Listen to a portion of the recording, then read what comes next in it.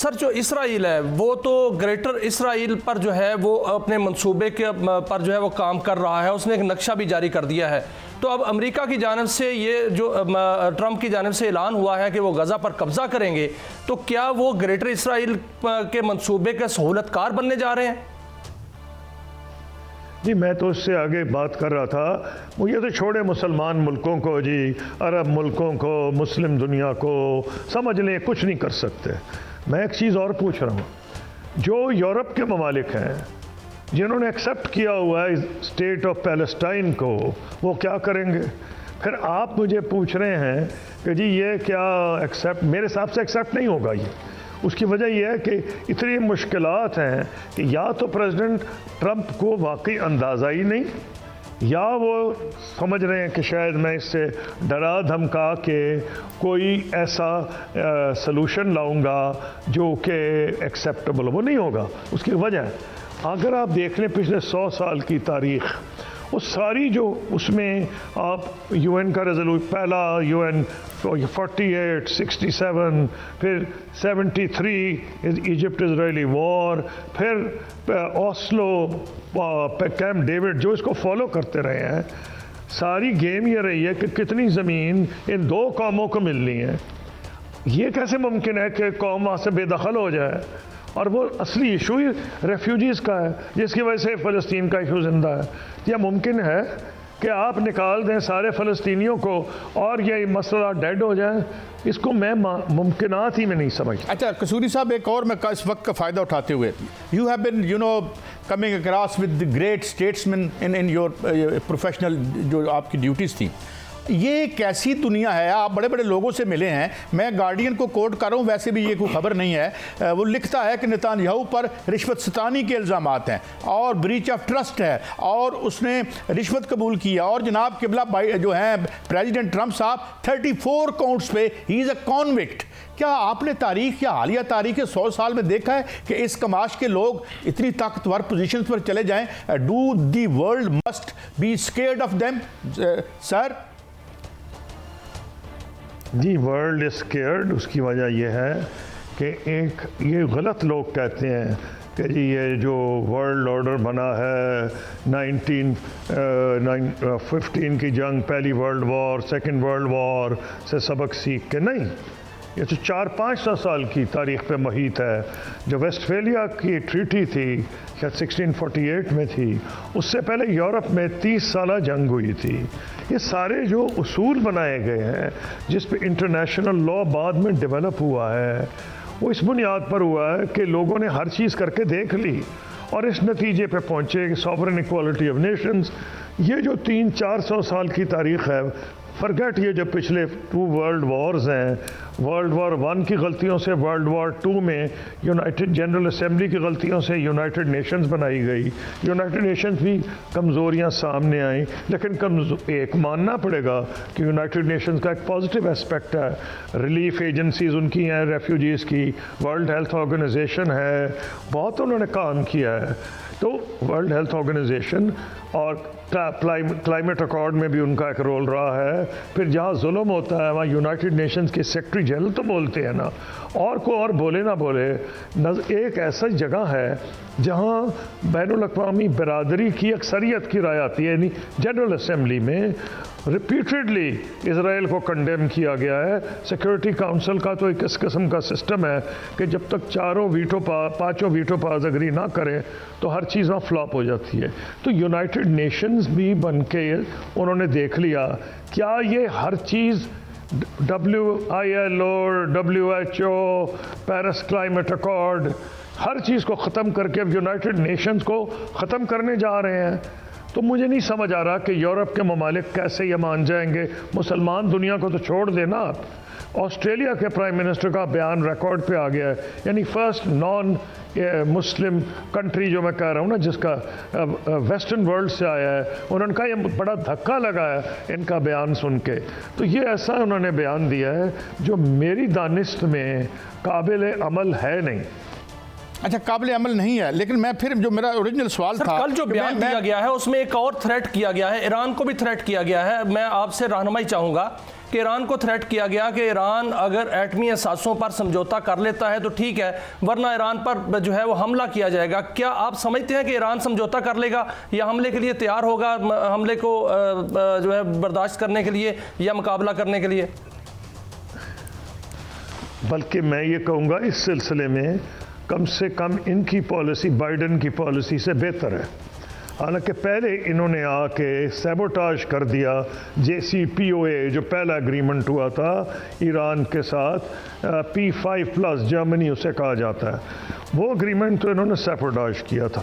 اب ان کو شاید یہ سکھایا گیا ہے کہ اگر آپ نے ایران پہ، کیونکہ اب انٹرنیشنل اٹامک انرجی ایجنسی کی بھی رپورٹس ہیں، اب ایران اس حد تک، اگر اس وقت پریزیڈنٹ ٹرمپ سیبوٹاج نہ کرتے تو ایران نیوکلیئر بام سے شاید 1.5-2 سال پیچھے رہتا.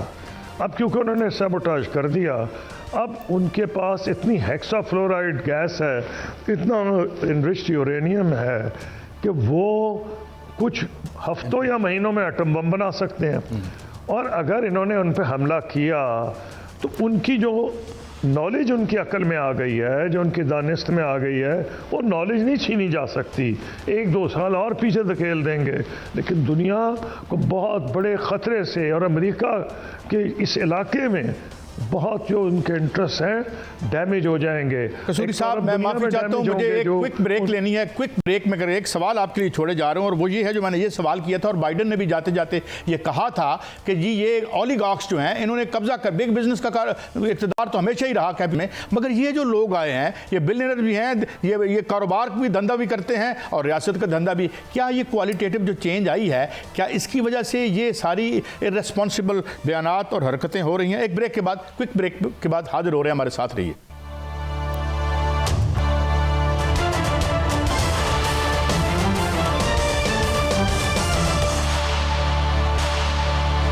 Welcome back.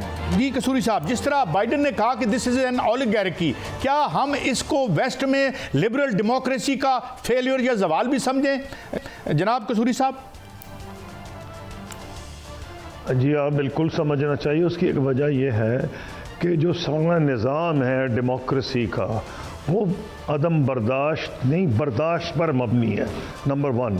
نمبر 2، اس کی جو بنیاد ہے وہ ہے ڈویژن آف پاورز، اور چیک ان پہ رکھتا ہے امیر لوگوں پہ، rule of law, public opinion. جب اتنے امیر لوگ برسر اقتدار آ جائیں جو میڈیا کو بھی اون کرتے ہیں، اور جو اب انٹرنیشنل جب سے گلوبلائزیشن ہوئی ہے، جن کے اقتدار یا طاقت دولت کی ساری دنیا میں ان کا ایک قسم کا آپ سمجھے تسلط ہے، خاص طور پہ میڈیا کے ذریعے. جیسے ایلون مسک ہیں، ان کی جتنی طاقت ہے، جتنا آپ اندازہ لگائیں وہ کم ہے. تو دولت اور اقتدار اگر ایک ہاتھ میں آ جائے تو یہ کبھی بھی دانش مندانہ چیز سمجھی نہیں گئی ہے، اور یہ جب بھی ہوگا اس کے نتائج جو ہیں بہت بھیانک ہوں گے.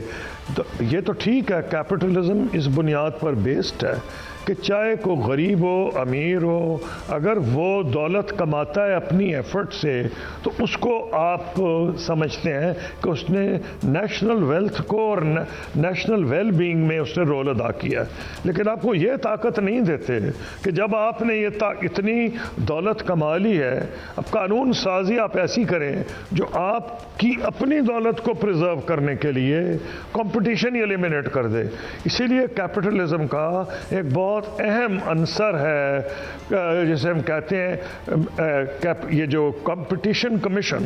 جتنے کمپٹیشن کے رولز مضبوط ہوتے ہیں اتنی کیپٹلسٹ اکانومی مضبوط ہوتی ہے. جب اتنے بڑے بڑے ادارے قائم ہو جائیں تو پھر کمپٹیشن والا مسئلہ ختم ہوتا جاتا ہے. اور یہ اب امریکن کورٹس میں بھی معاملہ جا رہا ہے کہ جو اتنے بڑے بڑے اژدہا کھڑے کرتی ہیں وہ تو امریکہ میں بھی جو مڈل سائز کمپنیز ہیں ان کو پنپنے نہیں دیتے.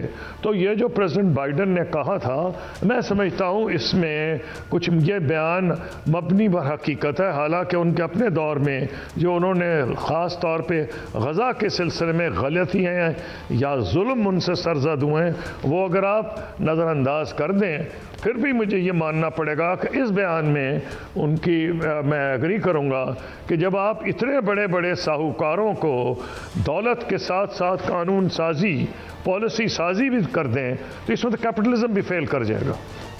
اچھا جی، میاں صاحب آپ کو سوال کرنا چاہ رہے تھے۔ خورشید قصوری صاحب، جب کل پریس کانفرنس ہوئی تو اس میں ٹرمپ نے باقاعدہ طور پہ یہ کہا کہ ہم اپنی فوجوں کے ساتھ وہاں پر قبضہ کریں گے، اگر وہ فوجیں لے کے وہاں پر آتا ہے امریکہ تو پھر حماس جیسی کئی تنظیمیں اس کے سامنے نہیں اٹھ جائیں گی؟ دوسرا سوال میرا یہ ہے سر کہ وہاں پر پورا مشرق وسطیٰ اور پوری دنیا میں ان کے خلاف، امریکہ کے خلاف نفرت نہیں پھیلے گی؟ اور تیسرا سوال سر یہ ہے کہ کیا اس خطے میں، اور امریکہ کا یہ پہلے وتیرہ رہا ہے کہ وہ وسائل پر قبضہ کرنے جاتا ہے، تو کیا مشرق وسطیٰ کے تیل پر قبضہ کرنے کا ارادہ تو نہیں ہے امریکہ کا؟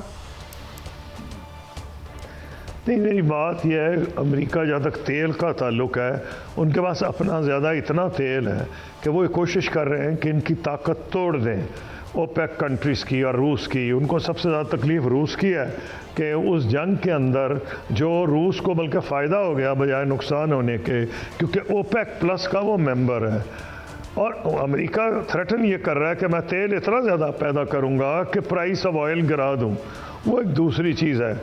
میں سمجھتا ہوں کہ جس قسم کے انہوں نے لوگ کیبنٹ میں انوالو اپنے شامل کیے ہیں وہ زائنسٹ لابی نہیں، وہ خود ہی زائنزم کے آپ کہہ سکتے ہیں ان کے سمبلز ہیں، جو بڑے بڑے ان کے وزیر ہیں، جو ان کے ایڈوائزرز ہیں۔ پریزیڈنٹ ٹرمپ کے اپنے بیانات اگر آپ دیکھ لیں، وہ انہوں نے تو کہہ دیا تھا کہ میں زائنسٹ ہوں، پریزیڈنٹ بائیڈن نے، یہ تو اس سے بہت آگے بڑھے ہوئے ہیں۔